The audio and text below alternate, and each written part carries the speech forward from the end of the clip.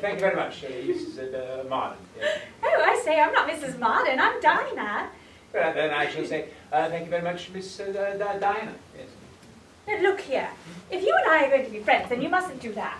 Dinah, not Diana. You remember it as a good man because I get so tired of correcting people. Have you got to stay with us? No, Miss Dinah. That's right. I can see I shall have to speak to you again. Yeah. No, your name is Mr. Pim, isn't it? Yes, Carraway Pim. You see, I got it right the first time. Yes. And my letter to your father. Oh, no. Now they've gone wrong again, Mr. Pim. George isn't my father. No, he's my uncle. Oh. Uncle George. Uncle George. I mean, he doesn't like me to call him George. No. No, you see, he's been my uncle since I was about... He's been my guardian since I was about 2. And then about 5 years ago, he married a widow named Mrs. Telworthy. Mrs. Olivia. Telworthy. Well, she became my Aunt Olivia. Only she lets me drop the aunt. Get it? I think so, Miss Marden. I can see you're quick, Mr. Pim. Yes. Now, if you take my advice, once you've finished your business with George, you'll see if you can't hang about a bit and see if you can't see Olivia. I mean, oh, she's simply devastating. Devastating. It's no wonder George fell in love with her. I mean, naturally I was very glad to get such a magnificent aunt, because marriage can be rather a toss-up, can't it, Mr. Pim? Well, I wouldn't know. I haven't had the experience. I mean, George could have run off with anyone. Really? I mean, it's not like on the stage where guardians always marry their wards. George couldn't marry me because I'm his niece. That's true. Not that I should have had him, mind you, because between ourselves, well, he's a little bit old-fashioned. So he married Mrs. Marden instead? Mrs. Telworthy. Telworthy. Don't tell me you've forgotten already. And just when you were getting so good at names, Mr. Pim, yes. Mrs. Telworthy. Telworthy, yes. Yes, you see, Olivia married the Telworthy fellow and went off to Australia with him, where he drank himself to death in the bush. Or wherever one goes to drink themselves to death out there. Melbourne, I think. And then she returned to England. She met my uncle. Yes. He fell in love with her. Yes. And he proposed to her. Very nice. Oh, Telworthy, it's a funny name, isn't it? Yes, it's quite peculiar. From Australia, you say? Yes, I always say he's still alive and will turn up here one morning and annoy George. Oh, well. Oh, I'm afraid there's not much chance of that. Really, Miss Marden. I mean, I don't really want it to happen, but it would be rather exciting, wouldn't it, Mr. Pim? Exciting, yeah. Nothing like that ever seems to happen here somehow. Oh, but something very exciting did happen last night. Really? But you really mustn't... No, I don't know you well enough. But you see, I'm merely a passerby, you know. Here today, gone tomorrow. Really no need to tell me And yet, anything there's impressive. something about you, Mr. Pim, which inspires confidence. Yes. You see, the truth is, I got engaged last night! Oh dear. And I suppose I should really congratulate you then. Yes, congratulate you. I wish someone would come here. Oh, I suspect that's what's taking George so long. Really? Brian, my young man, the well-known painter, only no one's ever heard of him, is smoking a pipe with George in the library and asking for his niece's hand. That's you then. But I bet they can't discuss me without completely breaking down. Well. So they're outside, walking up and down, slashing at the thistles. You can see their emotions. Poor thistles. Well then, I suppose I should be going then, and I'll come back later. I have a telegram I wish to send, and then perhaps Oh, when but I how come back, your uncle will disappointing. stop. Just when we were getting on so nicely, Mr. Pim. And it was just about to be your turn to tell tell me all about yourself. Curious. Well, you see, well, there isn't really much to tell, really. I have a letter for your uncle, who in turn will give me a letter of introduction to a certain gentleman which it is necessary for me to meet. Yeah. That is all. Yeah. I'm going to go now. Oh, let me get you started on your way to the post that's office. very kind of you. Oh, no, it isn't. There you are. You're a very kind little girl. You know, Mr. Pim, I want to know if you are married. I'm not I mean, married. and all those sorts of things. You've got heaps to tell me. Do I? Really? Yes. Do you have your hat? Here, yes. Oh, yes, there it is. Well, I guess then we'll just go off to the... Oh, Brian! Oh, Brian, this is Mr. Pim, Mr. Carraway. Pim! Yes. He's just been telling me all about himself. I didn't say a word, never even open my mouth. It's so interesting. He's about to go to the post office to send a telegram. And then he's going to come back again. Well, how do you do? how do you do? Brian, Yes. you won't mind going to the post office by yourself, Mr. Pim? It's just to the left and down the hill. Brian and I. Miss Marden and Mr. Brian. Yes. I have just come into your life for this very short time, and I'm bound to presently go out of it forever. But if you will permit an old man to... Oh, not so old. No. Not old? No. Shall we say middle-aged?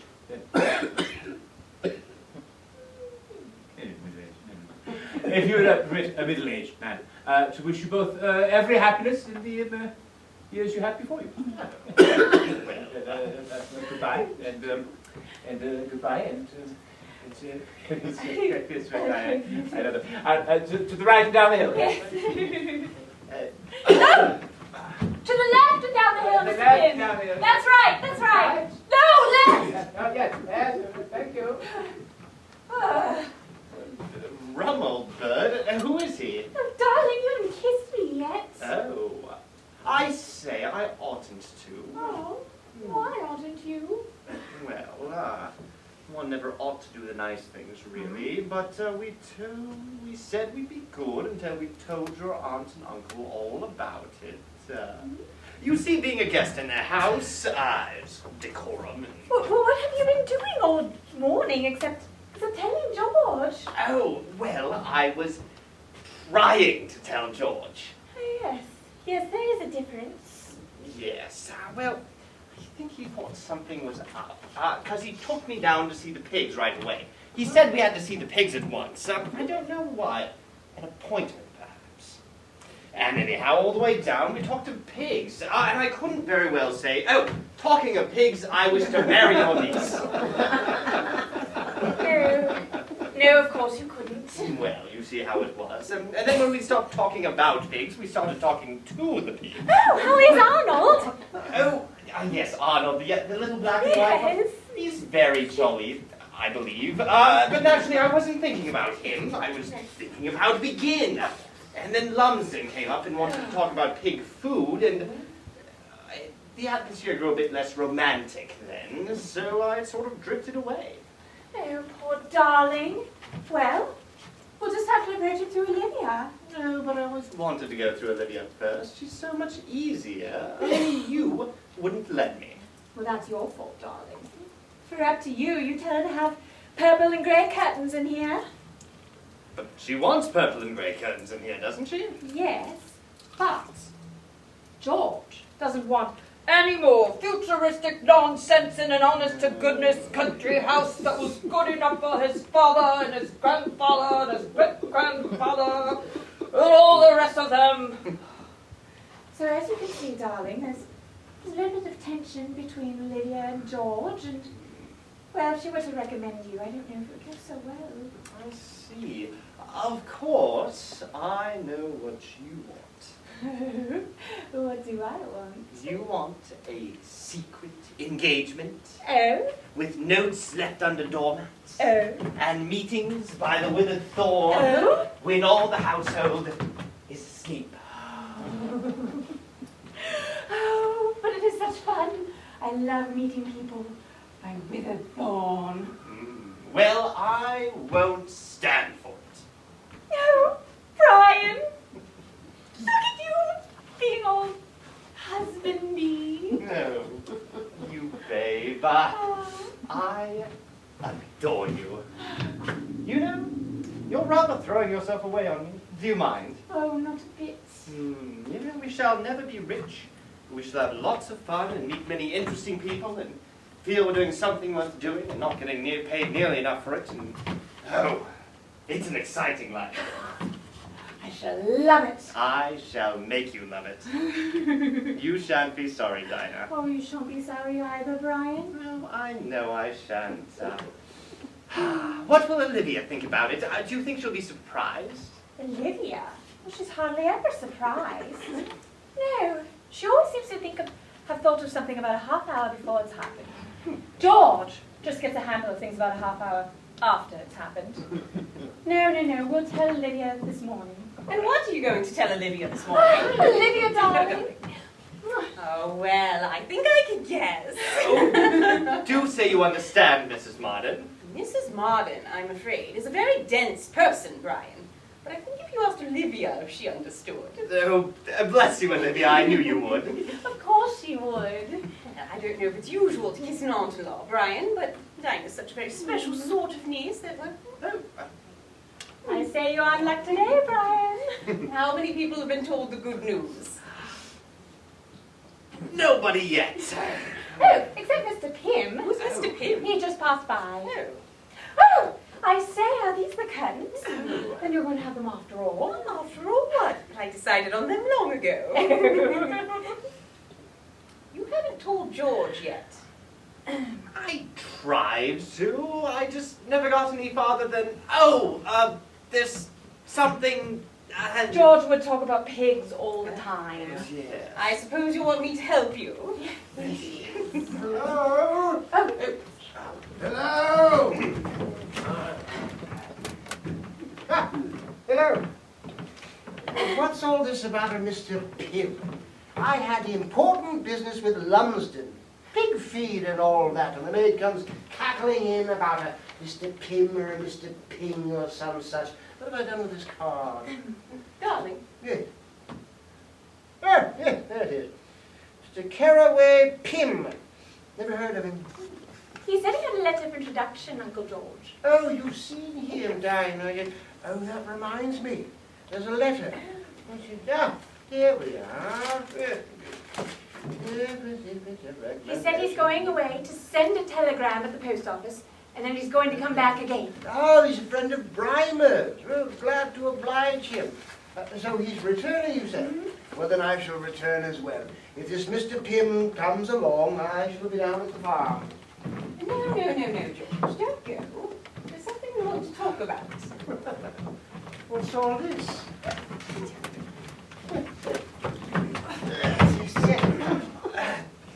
Shall I? Yes.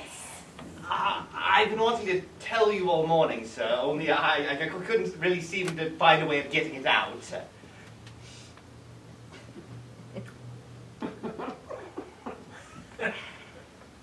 Well, what is it? I want to marry Dinah, sir. You want to marry my Dinah? God bless my soul. Oh, do you say you like the idea, Uncle George? Like the idea. Have you heard this nonsense, Olivia? They've just this moment told me, George. I think they're very happy together. Yeah. And what do you propose they would be happy together on? Oh, well, I know it doesn't amount to much at present, but we shan't starve. Brian sold a painting last March for £50. Oh, well then. My. How many have you sold since? Well, none, but... None. Of course, and it doesn't surprise me. Who in her right mind is going to want to buy a picture with triangular clouds and square sheep? The things they call art these days. Good God, man, go outside, look at the clouds. If he promises to draw round clouds in the future, will you let him marry Dinah? What? Oh, I should have known you'd take his side on all this futuristic nonsense. I only bring up the clouds as an example. I suppose my eyesight is as good as any man's in the county, and I say that clouds are not triangular. Well, of course, sir, at my age, one's naturally experimenting. Oh, I see. Yes. And now you wish to experiment with a wife? Yes. Yes? No, Ah. no. Yes, you do. Yes, I do. Yes, and you propose to experiment with my niece? I think you could help the experiment, darling, by giving Dinah a good allowance for a couple of years.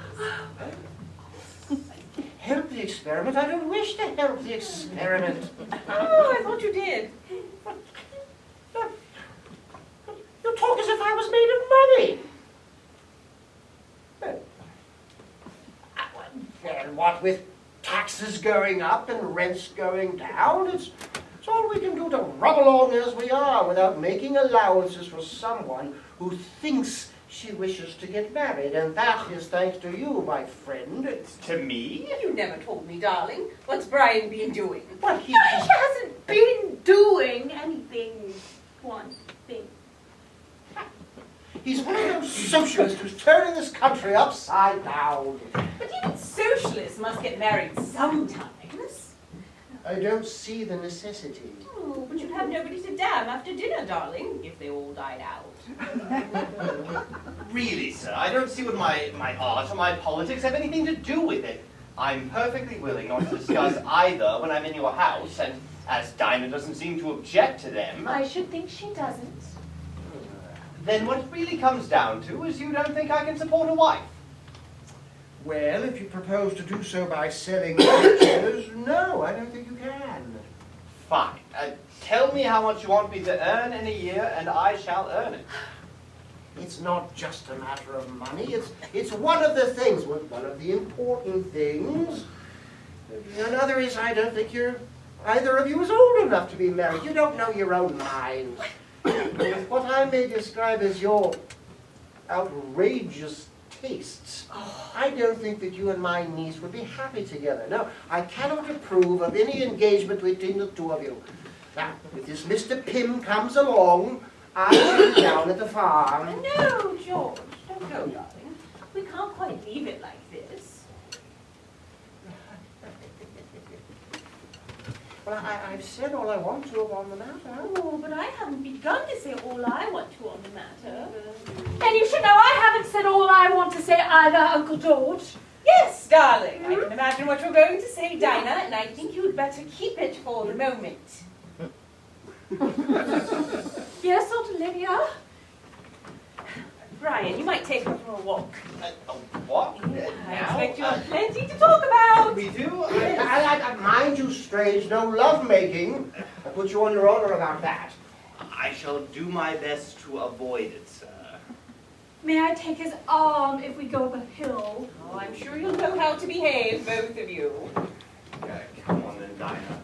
Righto. And if you see any clouds, Strange, take a good look at them. Never heard such rubbish. Futuristic nonsense. And you... Well, Olivia, Well, George, what are you doing? making curtains, George. Won't they be rather sweet? Oh, but I forgot. You don't like them. No, I don't like them. And as I told you yesterday, I will not have them in my house. This is the house of a simple country gentleman, and I will not have it filled with newfangled ideas. Is marrying for love a newfangled idea? That's another point entirely. None of you women can stick to the point. What I was saying was that this house was good enough for my father and for my grandfather, and it is good enough for me. Do you know, George, I think I can hear one of your ancestors saying that to his wife in their smelly old cave when the newfangled idea of building houses was first suggested. The cave of my father was good enough for me, and it was good enough for... Don't be ridiculous, Olivia. We must have some progress. But I don't consider that progress. I consider that, retrogression. Well, anyhow, it's pretty. I would disagree with you there. But I will not have them in my house. Very well, George.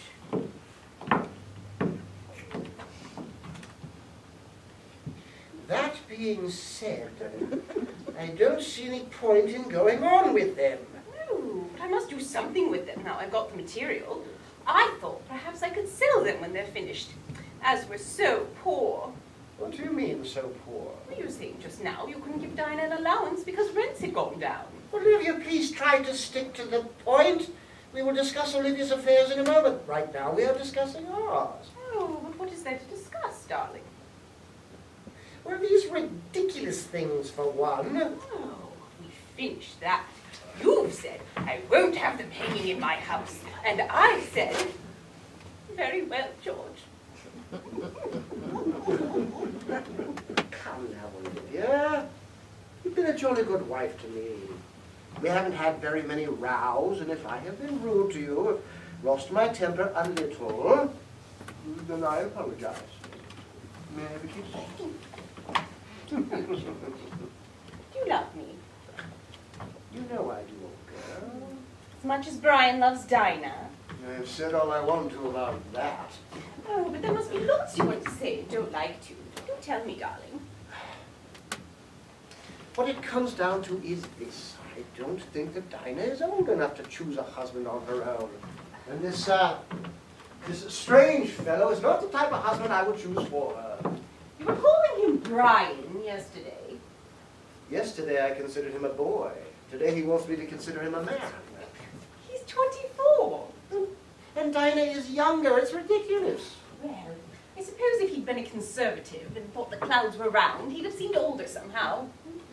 It's a different point entirely. It has nothing to do with his age. No, I thought it had. What I'm objecting to is these ridiculously early marriages, when neither party knows their own mind nor the mind of the other party. It can only lead to unhappiness. When I was Dinah's age, I was in love. What? Or perhaps I only thought I was. And I don't know if I should have been happy or not if I'd married him, but my father made me marry Mr. Jacob Telworthy instead. And then when things got too hot for him in England, too hot for him, I think, was the phrase we used in those days, and we went off to Australia. And I left him there. And the only happy moment I had in all my married life was on the morning when I saw in the papers that he was dead. I know, my darling. It must have been terrible for you. It hurts me just to think of it. I can only hope that I've made up for it in some manner to you, but it has no bearing on Dinah's case. No, I don't suppose it does. Except, my father liked Jacob's political opinions and his views on art. I expect that's why he chose him for me. You speak as though I want to choose a husband for Dinah. I do not. Let her choose one herself, as long as he can support her, and they have a chance at being happy. Now, this fellow, You mean Brian?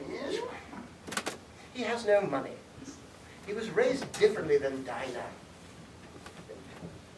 She may be willing to believe all of this cows are green and waves are square nonsense, but she won't believe it forever. Neither will Brian. That's what I keep trying to tell him, but he won't listen to me. Just like I keep trying to tell you about those ridiculous curtains. Sometimes I think I'm the only one in this house with any eyesight left. Perhaps you are, darling. But you must let us find out our own mistakes for ourselves. At any rate, Brian is a gentleman. He loves Dinah. Dinah loves him. He's earning enough to support himself, and you're earning enough to support Dinah. What? I think it's worth risking, George. All I can say is I think that the matter deserves a lot more close examination than you seem to have given it. You say he's a gentleman. He knows how to behave himself, I'll give him that. But if his morals are as topsy-turvy as his political views, and I dare say I think they are, I cannot approve of him as a husband for my niece and ward. You're such a curious mixture, George. You're so very unconventional when you marry me. But you're so very conventional when Brian wants to marry Dinah. George Marden, to marry the widow of a convict. Convict? What do you mean? Well, yes, Jacob Telworthy, convict. Oh, I forget his number. Surely I told you all this, darling, when we got engaged. Never. Well, I told you how he carelessly put his signature to a cheque for £1,000 in England. What's that? How he made a mistake about 2 or 3 companies he promoted in Yes, Australia. you told me all of that, but you never told me he'd been convicted. What difference does it make? Good. If you can't see that, then you can't see... Get this off of me. Oh, a convict! So you see, we needn't be too particular about our niece, need we? I don't think we need to bring your first husband into this at all. I don't wish to speak of him again. I don't wish to hear of him again. And you certainly never told me he was convicted for his, Mistakes. Well, we needn't go into that. Besides, I don't think the whole thing is serious at all.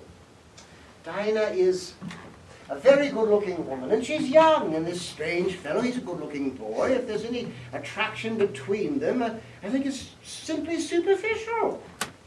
I don't think it would lead to anything lasting, and that must be considered as my last word upon the subject. Now, if this Mr. Pim or Ping or whatever it is comes along, please send him down to the farm. Very well, George.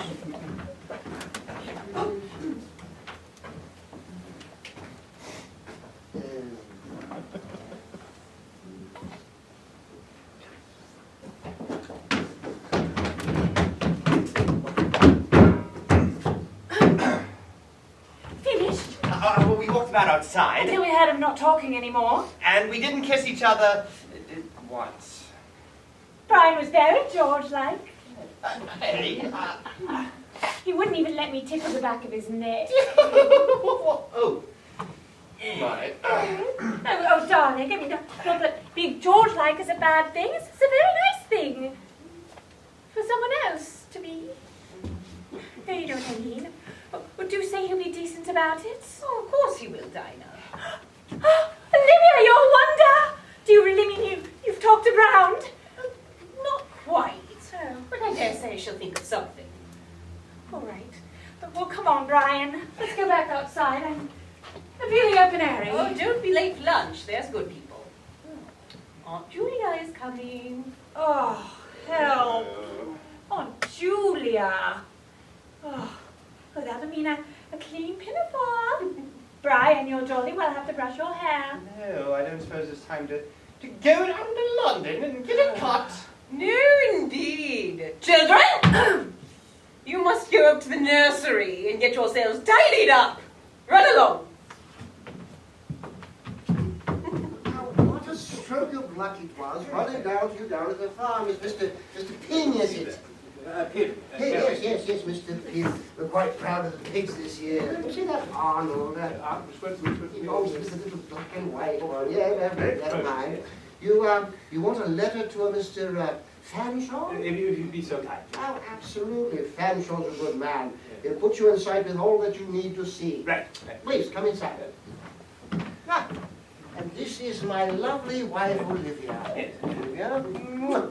This is Mr. Pim. How do you do, Mrs. Marden? Oh, very nice to meet you, Mr. Pim. You'll stay to lunch, of course. Oh, I would love to, but I must lunch with the Trevors. Yes. Oh, they'll take excellent care of you. Trevor's a good chap. Very good, very good. You see, Mrs. Marden, I have just returned from Australia after spending several years abroad. And I am out of touch with my fellow workers in London. You know. I see. You've been in Australia, Mr. Yes. Pim. I used to live in Sydney many years ago. Do you know Sydney at all? Well, I spent several months there a few years ago. Yes. Oh, how curious. I wonder if we have any friends in common there. Oh, I doubt it seriously, dear. Sydney's a large place. Oh, true, Mr. Mr. Marden, but the world is a very small place. I had a very interesting experience of that coming over on the boat this last night. There was a fellow I used to employ in Sydney, Mrs. Marden. Oh, a bad fellow. Spent some years in prison for some company promotion scheme or other, and take to drink and so on.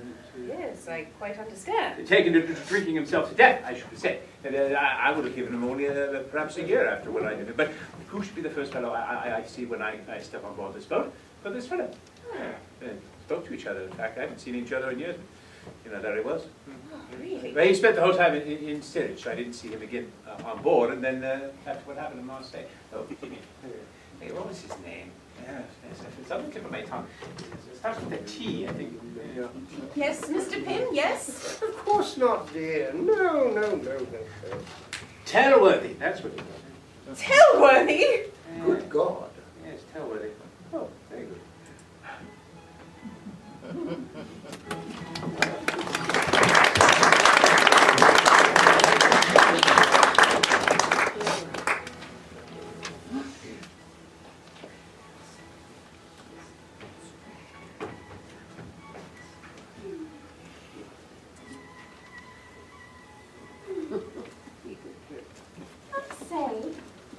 What has happened, do you think, between George and Olivia? Did you notice them at lunch? I noticed that you seem to be doing most of the talking, but then I noticed that before. Do you suppose they've quarrelled over us? Oh, of course not. I mean, George may think they have, but I'm quite sure Olivia doesn't. No, I think Mr. Pim is at the bottom of this. He's probably brought some terribly sad news about George's investments. The old house will have to be sold up. Oh, well, good. Then your uncle won't mind you marrying me. Yes, darling. You have to be more dramatic about it than that. Huh? George, you must say, with tears in your eyes, I cannot pay off the whole mortgage for you, as I only have 2 and 9 pence. But at least let me take your niece off your hands. And he'll thump you on the back, ow, and say, you're a good fellow, Brian, a damn good fellow. And then he'll blow his nose very loudly. Right, sir. And say, confound this pipe, it won't draw properly.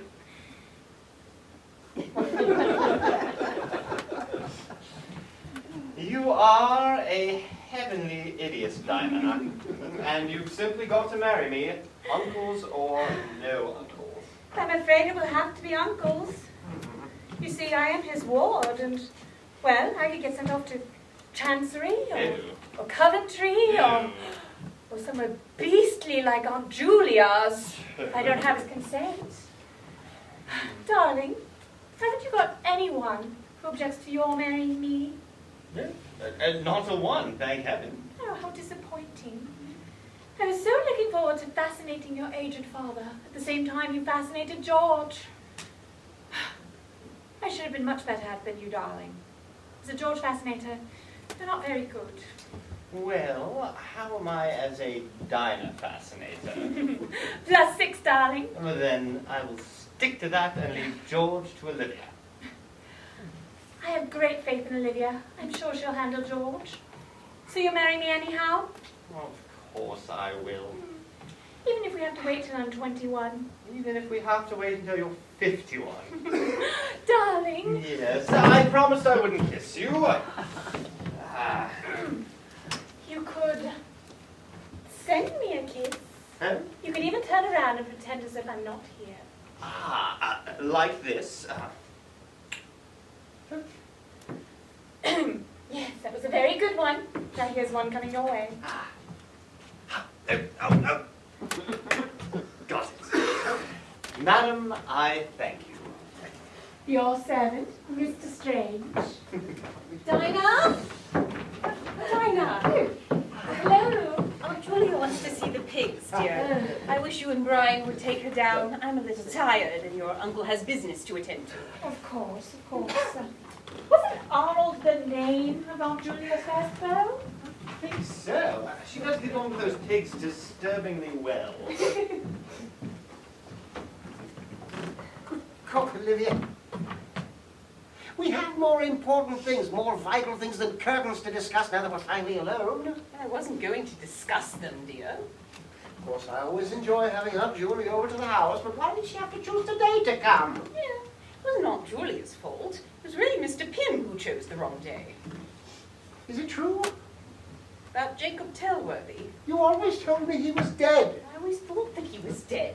The Times said he was dead. There was a paragraph about him. Apparently even his death was fraudulent. I'm not putting any blame upon you, Olivia, but what are we going to do? My God, what are we going to do?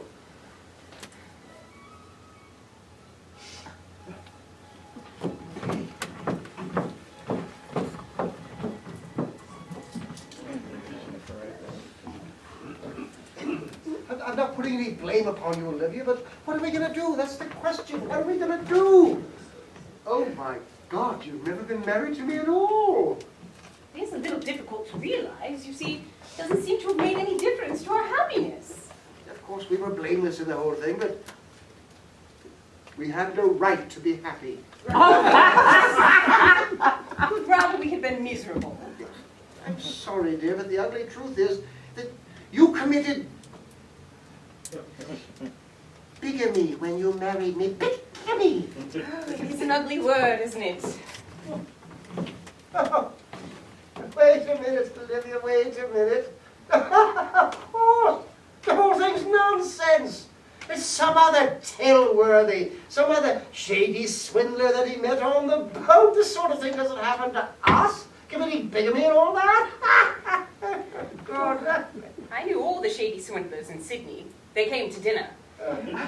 There were no others called Telworthy. Perhaps he was mistaken about the name. You can't be mistaken about a name like Telworthy. Oh, You sent Mr. Pim away so quickly. He might have told us things. Telworthy's plans, where he is now. Perhaps he's going back to Australia at once. Perhaps he thinks I'm dead as well. Perhaps... Oh, there's so many things I want to know. I sent a note around to Mr. Pim asking him to return. When he does, we will make sure he is absolutely certain about the name. I suppose that there are certain things that I'd like to know, certain questions that I have, but I don't suppose it matters much at all. It doesn't matter. You're as much Telworthy's wife if he's in Australia as if he's here in England. I am not his wife at all. Jacob Telworthy may be alive, but I am not his wife. I ceased to be his wife when I became yours. You never were my wife. The fact is that... Oh, God, to have to say it out loud. Our union has been unhallowed by the law, unhallowed by the church. We have been living in... Where does the law stand on this? Perhaps this Telworthy fellow could get a divorce. A divorce? Oh, then we could really get married. And we wouldn't be living in... whatever we were living in before. I don't understand you, Olivia. You speak as if there was nothing blameworthy about being divorced. Yes, but... You speak as if there was nothing strange about my marrying a divorced woman. Yes. As if there was nothing wrong about our living together without being married. What seems wrong to me is that I lived for 5 years with a bad man whom I hated. What seems right to me is that I've lived for 5 years with a good man whom I love.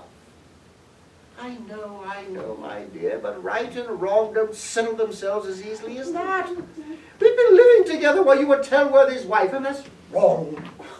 So you think Telworthy has the greater claim? You're prepared to make way for him? In the eyes of the law and in the eyes of the church, I may have no claim at all. I suppose they're right.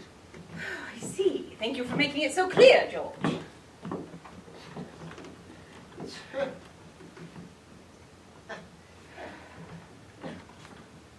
Olivia, don't you understand?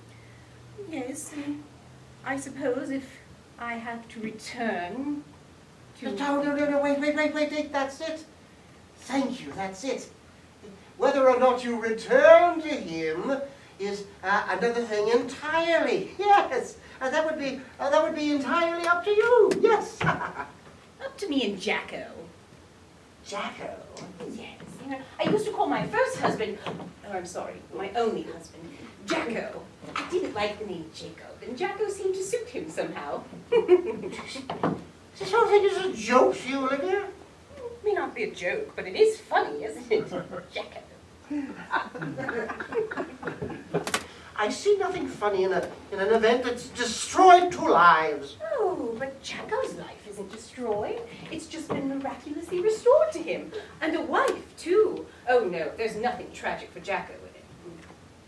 I was talking about our lives, Olivia, yours and mine. Your life, George, but your life isn't destroyed. The law will absolve you of all blame. Your friends will sympathize with you and say that I was a designing woman who deliberately took you in. Your Aunt Julia! Stop it! What are you saying? You think I want to lose you? But you want to send me away. You don't seem to understand. I'm not sending you away. You're not mine to keep. Look, whose am I? Your husband's. Tellworthy's. If I belong to anybody but myself, I think I belong to you. Not in the eyes of the law. Not in the eyes of the church. Not in the eyes of... The county. I was going to say heaven.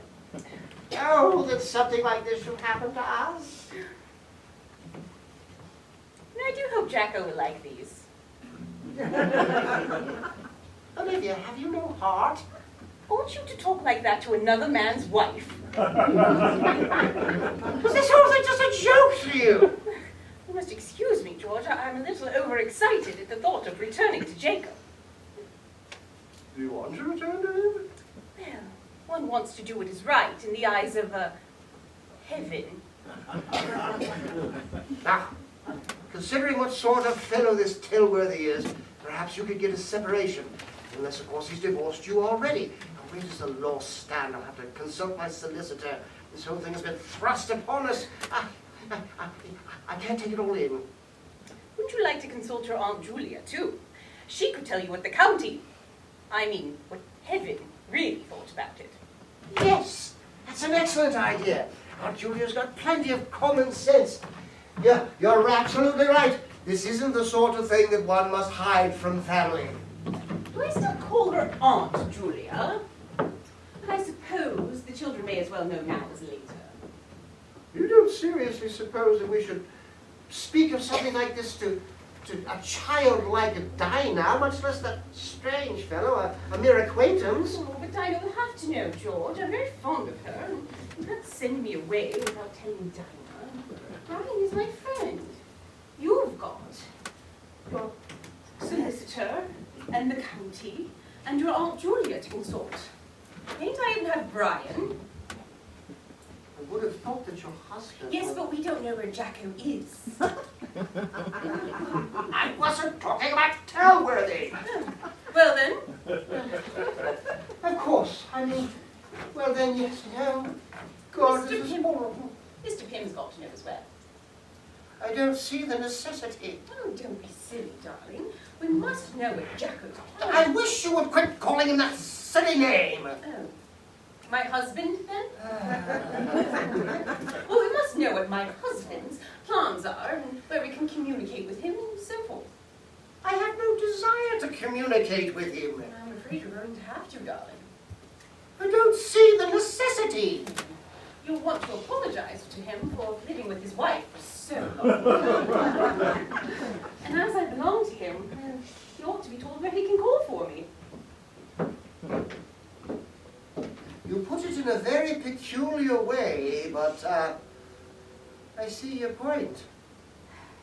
I want to do what's right. You do believe that, don't you? Of course I do, George. It's only that we don't quite agree on what is right and what is wrong. If it were just up to me, if I consulted only my own happiness, I would say we pack this Tellworthy fellow up and send him back to Australia. He would have no claim. He would take money and go away and never say a word. If it was just up to my happiness, that's what I would say. If I consult my conscience, I can't. It's wrong. Yes, but George, Don't you think Arnold was the name of my first beau. Did you know that? Arnold, very nice little name.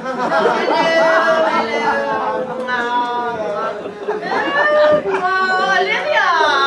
You should have come with us to see the pigs. You know, I always say don't take enough exercise.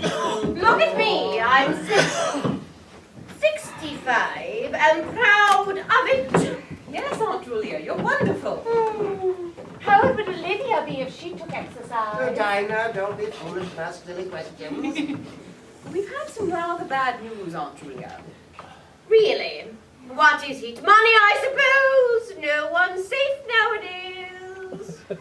We've just learned that my first husband is still alive. Tellworthy? Good Lord! George!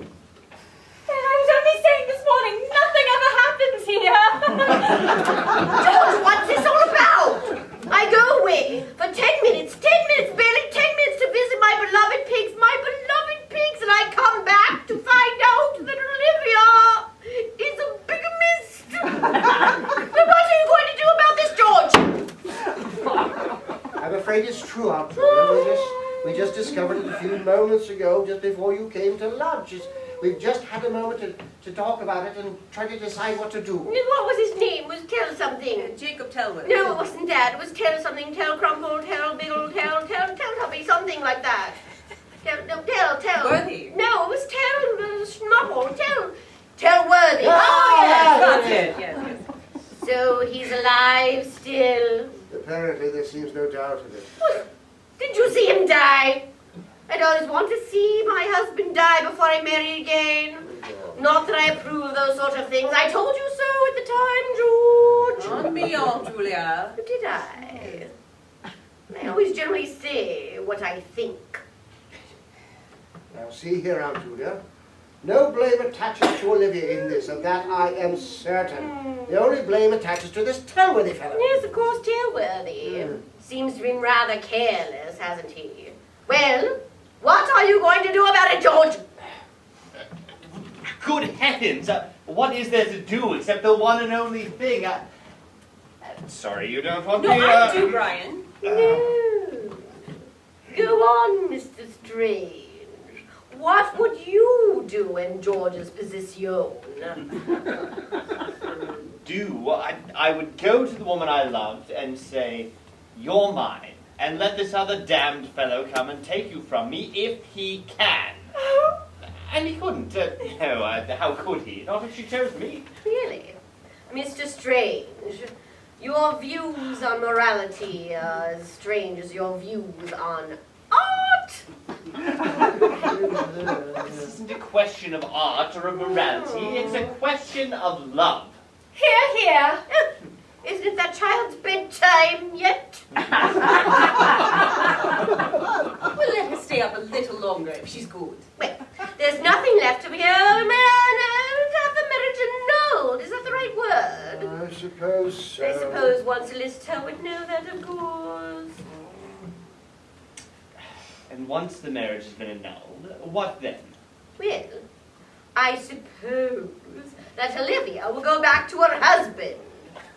And that's morality. Do you presume to suggest that Olivia and George should go on living together even though they've never been legally married? But bless the man! What will the county say? Well, if you really want to know, Yes. the men would say, "Gad, she's a fine woman. It's no wonder he sticks to her like he does." Yes. And the women would say, "I don't see what he sees in her to stick to her like that." And they both say, "After all, he may be a damn fool, but you can't deny he's a sportsman."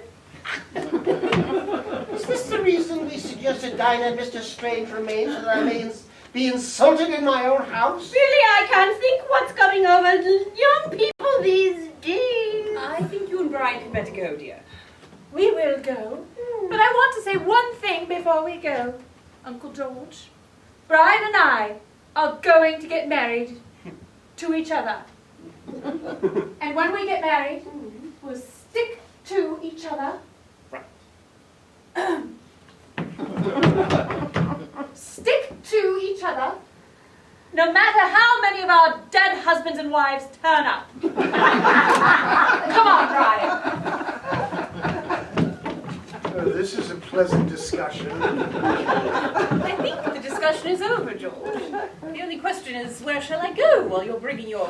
What sort of suit did you call it? Nursing suit. I think that's for the best, don't you? If there were any other way, Olivia, but what can we do if there were any other way? All of these things that's strange, sir, they may sound very nice, but it's not just what people will say. It's wrong. I want to do what's right, not what makes us happiest, but what's right. You do understand, don't you, Olivia? So very, very well, George. I do wish that you could, but then it wouldn't be George. Not the George that I married, or didn't quite marry, I think you're both talking a little wildly. or didn't quite marry. Olivia, my darling. Hello. Hello. Who's that? Oh, it's Mr. Pim. Thank you for coming back. Please, Mr. Pim, please, sit. Please. We're so sorry to have troubled you, Mr. Yeah. Pim. Do have a seat. I don't mind back yes. The fact is, Mr. Pim, this morning you gave us rather a surprise, and before we realized what it all meant, you had gone. Surprise. Well, hopefully not an unpleasant one. Eh? Oh, rather a surprising one. Right. This morning you mentioned a man named Tellworthy. Tellworthy. Now, the truth is that my wife, well, you see, well, there are reasons that we... I think we had better be perfectly frank, George. Yes, Mr. Pim. I'm 65 years old and never felt a moment of uneasiness by telling the truth.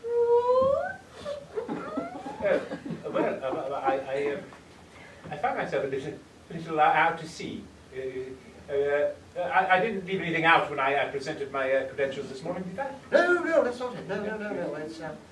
It's, This Tellworthy you mentioned, I seem to remember the name. Mr. Pim, you had told us this morning of a man Yes. whom you had met on the boat, Right. who had come down in the world, whom you had known in Australia. Yes. A man called Tellworthy. Tellworthy. Oh, did I say Tellworthy? Oh, it's not a curious coincidence, yes. Well, yes, I knew him probably about 10 years ago, I think. are you absolutely certain about the name? Tellworthy? Yes. I said Tellworthy, yes. Yes, Tellworthy, yes. Well, I know. Yeah. Mr. Pim, I'm going to be perfectly frank. Yeah. This man Tellworthy, whom you met, is my husband. Your husband. Oh, my first husband. Her only husband. His death had been announced 6 years ago. Yeah.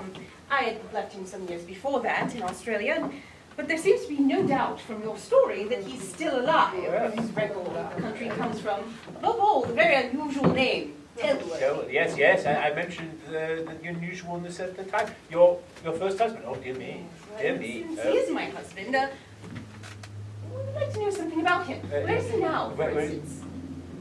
Where is he now? Where is he now? Didn't I tell you about what happened in Marseille? Marseille. Yes. I see. What? Poor fellow. Well, I must preface this by saying that although I knew the gentleman several years ago, I was by no means... Mr. Pim! Don't. Where is he now? Please, Mr. Pim. Now? Well, didn't I tell you about the fatality in Marseille? There's the fishbone. Fishbone. Fishbone! Oh. Yes, herring in the throat. Tasty fish. Yes, go ahead. Do you mean to say that he's dead? Well, dead. Of course he's dead. Dead. Oh, Mr. Pim, what a husband I am! Olivia, pull yourself together. So, he's really dead this time. Yes. Fishbone in the throat. Yes. Yes. Herring. Yeah. Mr. Pim, you must excuse me about a herring. Something about a herring. Oh, George! I must stay. I don't like all these hysterics.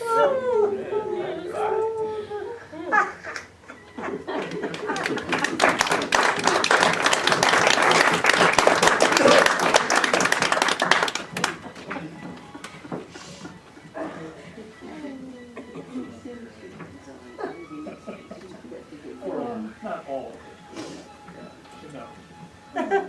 Dead! He's dead! Oh, Olivia! Mrs. Telworthy. What, Olivia? I don't understand. What do you mean? My husband only died in Marseille a few days ago. Oh, no, yes. I understand, but we can remedy that. Registrar's office in London. We should go up this afternoon. Can't get this done quickly enough. And then we can stay in a nice hotel. You and Mrs. Telworthy? No, well, Scandalous. perhaps you're right. Perhaps I should stay in my club. It will be a little awkward to start, but no one needs to know it. It's much better than we feared, Olivia. Mrs. Telworthy. I know. Why do you keep saying that? I don't understand. It's not. You're not like the Olivia I know. Perhaps you don't know me so very well after all. Oh, that's ridiculous. You're my Olivia. Now we can get married again, and then no one need be the wiser. Married again? Oh, I see. So you want me to marry you tomorrow in a registry office? Yes, if we can get it done that quickly. I don't know how long these sort of things take, but I don't foresee any difficulty. Oh no, I think that part of it ought to be quite easy. Yes. But, But what? well, if you want to marry me tomorrow, oughtn't you to propose to me first? Propose? Well, yes, it is usual, I believe, when you mean to marry a person, to propose to her first. And we do want to do the usual thing, don't we? But we. You are George Marden. I am Olivia Telworthy. You are attracted by me and think I would make you a good wife. And you want to marry me. Very well. You propose to me first. Oh, I understand. Yes. Pardon me, Mrs. Telworthy, would you please have a seat? Thank you. Yes. Now, I have asked you here to tell you that I have admired you in silence for quite some time, and now I believe it is time for me to make my admiration, to put it into words. No, Mr. Marden. Olivia? Oh, I'm sorry. May I call you Olivia? Yes, George. Oh, Olivia. I don't mean to interrupt, but oughtn't you to be on your knees? It is usual, I believe. Really? You think I should be able to manage my own proposal in my own manner? I'm sorry. Do go on. Thank you.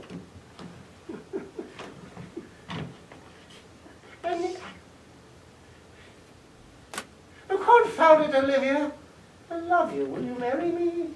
Thank you, George. I will think it over. Silly girl. You're up in the morning. There'll be no wedding cake for you this time, but perhaps I'll have a nice lunch someplace. I will think it over. Perhaps while you're thinking it over, may I have a kiss? Oh, I'm afraid you mustn't kiss me until we're actually engaged. We needn't take it as seriously as all that, must we? Oh, we must take a proposal seriously. What are you talking about? Well, what I'm trying to say is that the whole question, as I heard someone say once upon a time, deserves much more careful consideration than either of us has given it, you know. These hasty marriages... Hasty marriages? Well, you've only just proposed to me, and you want me to marry you tomorrow. No, you're just talking rubbish. You know perfectly well that our situation is different from anyone else's. Yeah, all the same. One must ask oneself questions. With a young girl like... Well, with a young girl, love may well seem to be all that matters. But with a woman of my age, it is different. I must ask myself whether you can afford to support a wife. You know perfectly well I can afford to support a wife as a wife should be supported. Oh, good. Then your income, you're not really worried about that at all. You know perfectly well what my income is. I see no fear for the future. Very well, then. We needn't think about it anymore. What are you saying, Olivia? Don't you want to get married again and get us out of this rather extraordinary situation we've been thrust into? Well, I must consider the whole question very carefully, you know. I can't just jump at the first offer I've had since my husband died. I see. So, I am under consideration, is that correct? No, every suitor is.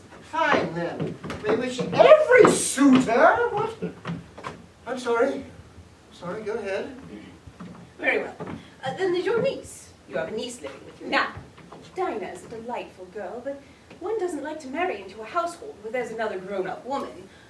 But perhaps she'll be getting married soon herself.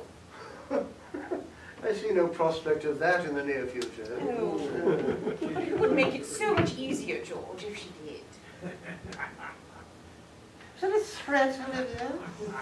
Do you mean to tell me that you, if I do not let Strange marry Dinah, that you won't marry me? Oh, no. But I was just wondering, if you love me as much as Brian loves Dinah, do you love me? Of course I love you.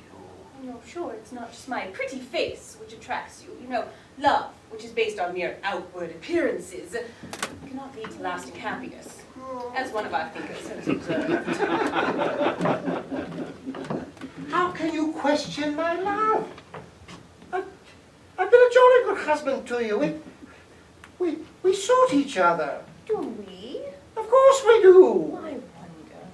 When two people of our age think of getting married, one wants to be sure there's a real community of ideas between them.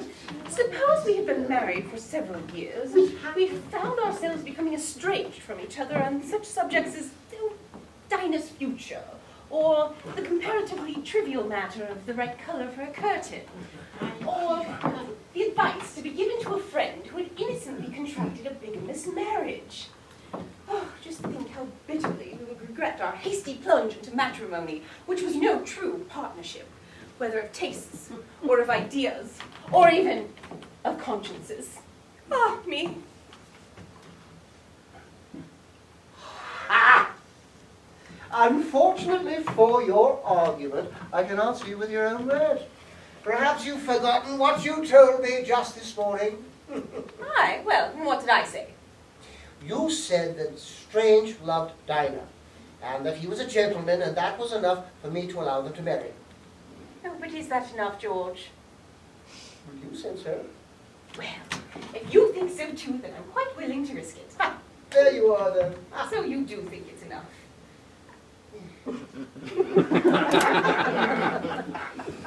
I think so. Oh, my darling one, how jolly. Now we can have a double wedding. A double what? Yes, you and me, Brian and Dinah. Now, let me get one thing perfectly clear. I will not be blackmailed into letting young Strange marry Dinah. Neither blackmailed nor tricked. Their marriage has nothing to do with ours. Oh, I quite understand. They may take place at about the same time, but they have nothing whatever to do with each other. I see no prospect of their getting married any time in the near future. No, that's what I said, George. That's what you said. No, wait. Let me get one thing clear. You seem to be taking my proposal as serious. But isn't it? Have you been trifling with me? You know what I mean. You seem to be wanting to take it as a proposal from a man to a woman who have not meant anything to each other. Good. Good, Olivia. Oh, George. What's now, answer me this. What are your plans if you do decide to accept my proposal?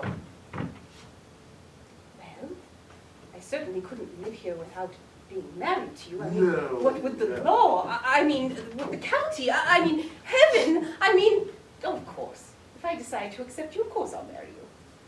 Thank you. And if you choose not to accept me, what are your plans then? Oh, I have no plans. What do you mean, no plans? No, just that, George. I shall stay here, just as before. I like this house, you know. It wants a little redecorating, but I do like it, George. Yes, I shall be perfectly happy here. I see. So you're more than willing to stay here in the house despite the immorality of it? Oh, but what is there immoral in a widow living alone in a big country house by herself, with perhaps the niece of a dear friend of hers staying with her to keep her company? I see.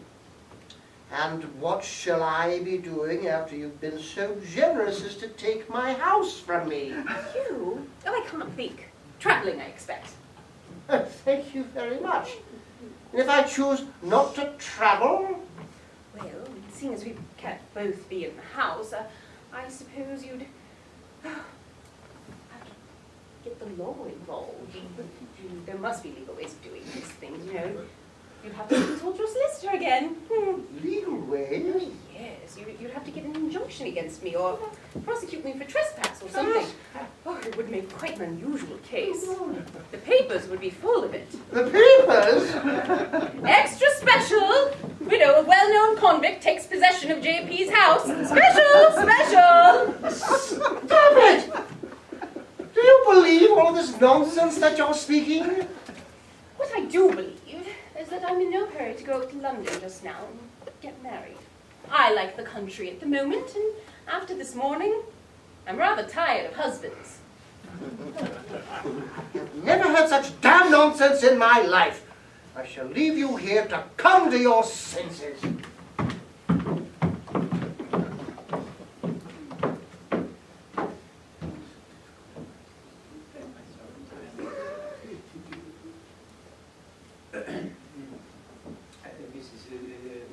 Mr. Pim? Yes, Mr. Marden is not at home. Oh, no, do you want him? Take off, not for me, yes. There is no immediate danger of him returning, is there? No, I don't think so. But what is it, Mr. Pim? Be so upset, rightfully so. I blame myself entirely. What is it, Mr. Pim? My husband hasn't come to life again, has he? No, of course not. The fact is, his name was Pellwhistle. Who? My husband's? Yes, it's Henry Pellwhistle. Wait, no, his name is Jacob Telworthy. No, Pellwhistle. I remember just as I got to the garden gate, poor fellow. Really, Mr. Pim, I ought to know. No, Henry Pellwhistle. Who is Pellwhistle? Pellwhistle. This is the fellow on the boat. The one I was telling you about from Australia with Henry Pellwhistle. Or was it Ernest? No, Henry. I blame myself entirely. I don't understand, Mr. Pim. You said the name was Telworthy. How could you think of a name like Telworthy if it wasn't Telworthy? Okay, thank you very much. Yes, that was the most extraordinary thing, you see. When I came to your house the first thing this morning, I was received by a young lady by the name of Diana. Dinah. Dinah. Her name is Dinah. Dinah. Oh, yes. She was quite insistent about that. Was it? Isn't Dinah. it? Yes, very good. But she was in a rather, how should we put this delicately, a communicative mood. Yes, communicative. And I suppose by way of passing the time, she mentioned that before you were Mrs. Marden, that you were Mrs. Telworthy. Yes. And she also mentioned Australia, you see. So in my brain, and this is the most curious part, you see, Mrs. Marden, when I was attempting to come up with the name of the fellow on the boat, who also recall was from Australia, inside my head was this other unusual name, you see. Oh, yes. I quite understand, Mr. Pim. I blame myself. Oh, no, you mustn't do that, Mr. Pim. But you will tell your husband. You break the news to him. Oh, yes. Yes, I'll break the news to him. Yes, and I suppose I should be going. Before you go, Mr. Pim, let's have it quite clear this time. Yes. You never knew my husband, Jacob Telworthy. You see. No. You never met him in Australia.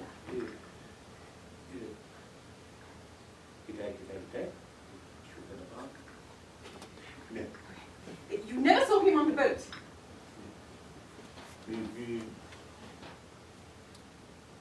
No. Nothing, whatever happened to him at Marseille. No.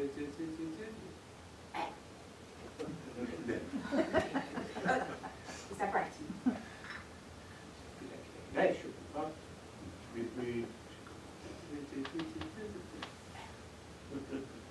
I think so.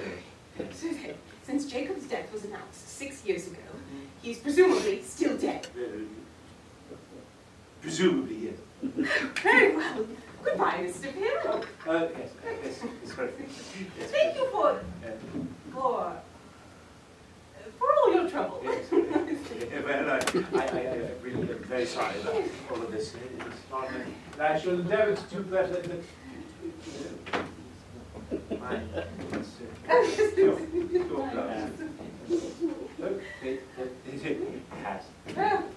That's natural. I just blame myself. I blame myself. No, you mustn't do that.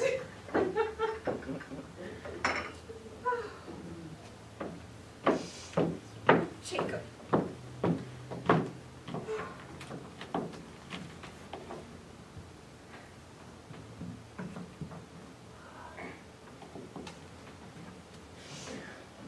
Passed young strange in the hall just now. Good-looking fellow, isn't he? Brian, oh yes, so very nice. Did you know he sold a picture for £50?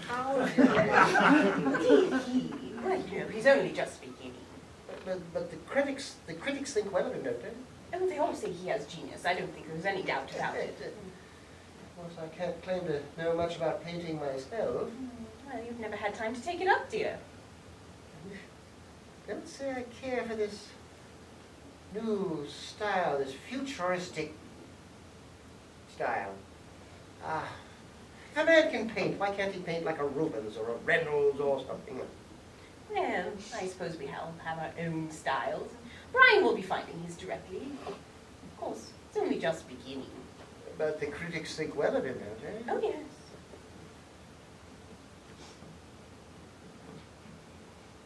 He's a good-looking boy, isn't he? Mm.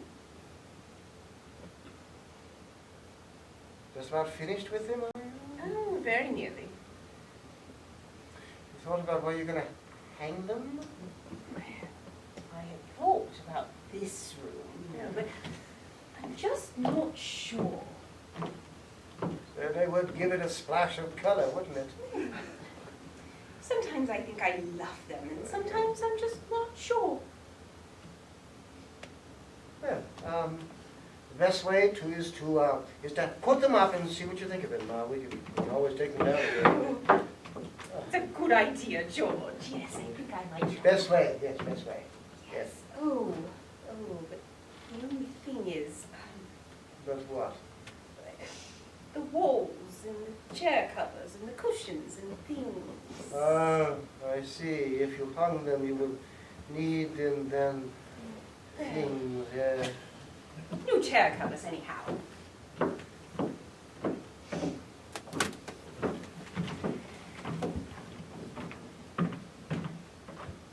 Well, I don't see why not. We're not as hard up as all that, are we? No, I don't suppose we are. Yes, no, we're not. Suppose you have to go up to London to get the things. It's rather a nuisance, you know. Hmm. Perhaps we could go up together someday. Suppose if we were up for anything else. That's what I meant. By the way, George, I thought I might just tell Dinah and Brian that Mr. Pim had made a mistake about the name. A mistake about the name? Yes, I thought that's the simplest way. Oh, Dinah and Brian would think that we had been married the whole time. Yes. Yes, and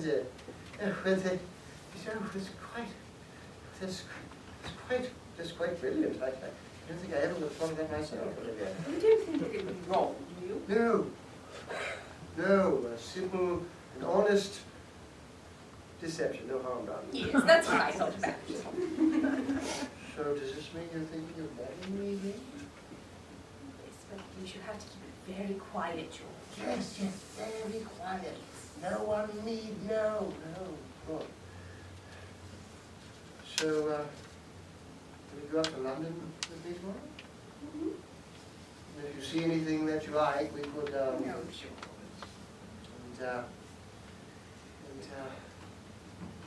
Well, perhaps a nice lunch someplace?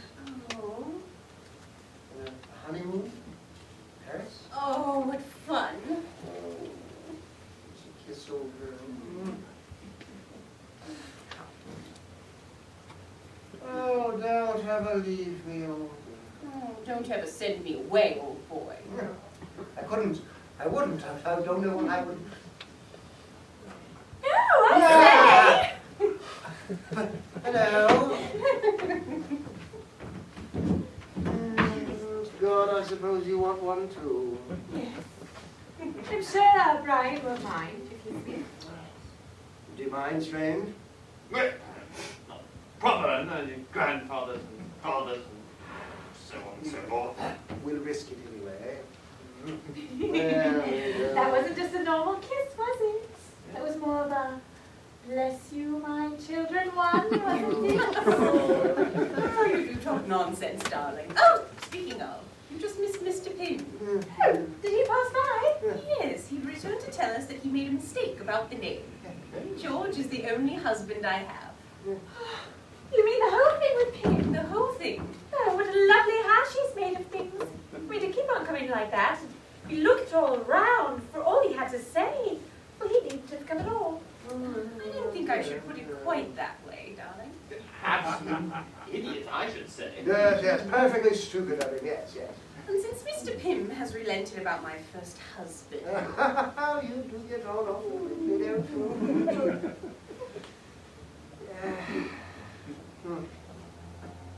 You, inside.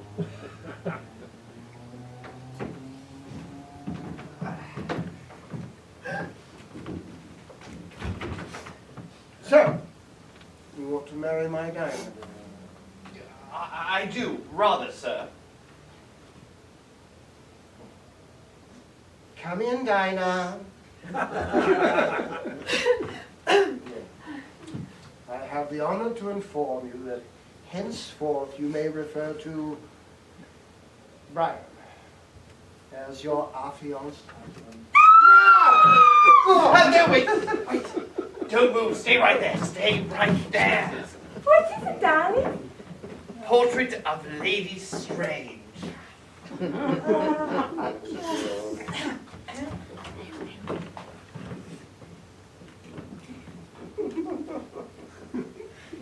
Well, I guess that will work. George, I wish you'd help me hang these curtains. I thought perhaps you could reach better. Of course, dear. Oh, I say, aren't they jolly? I'm so happy everybody likes them. All right, you ready, darling? Here we go. Okay. Little high. I'm so sorry, darling. Are you all right? Well, yes, but I think they're a bit long. Mrs. Marden, I was wrong. I'm sorry. I was wrong. It's not Henry. No? Not Henry at all. No. It was Ernest. Oh, God.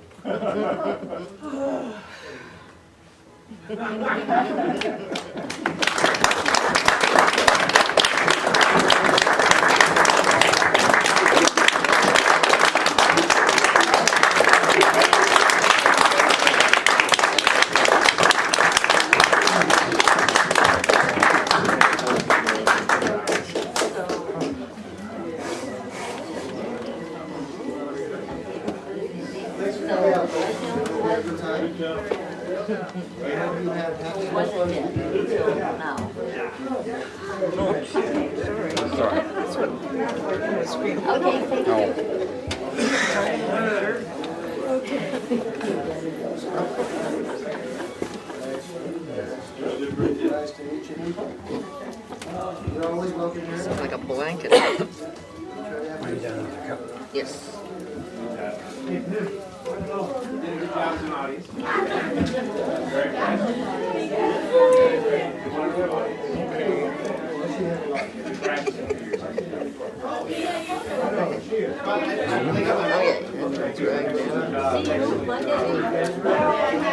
I'm sorry.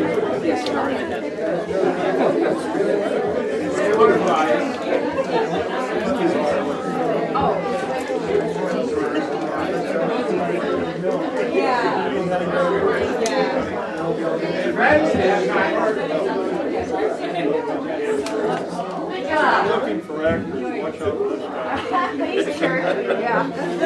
It's not actors.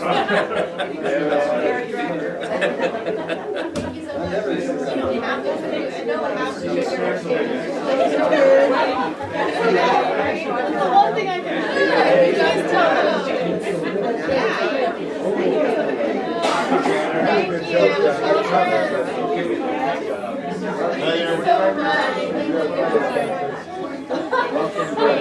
It's gonna be a good one.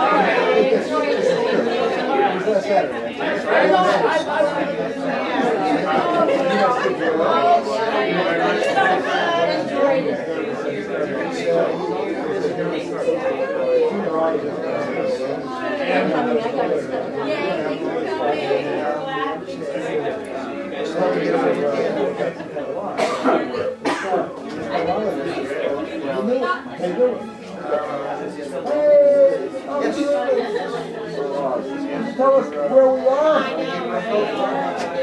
We're the higher road. You know, perfectly accurate, totally useless information.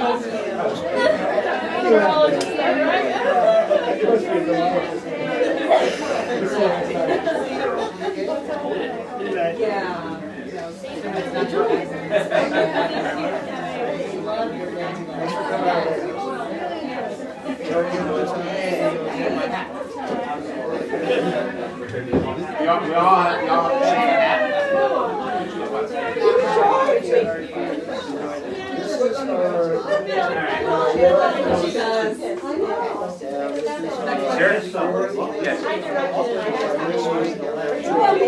It was Ernest. His name was Henry. Was his Ernest? Yeah, but it's still not. You know, I was just, at first his name was Henry, but it's still. I keep coming back and tell the hardest part is not participating.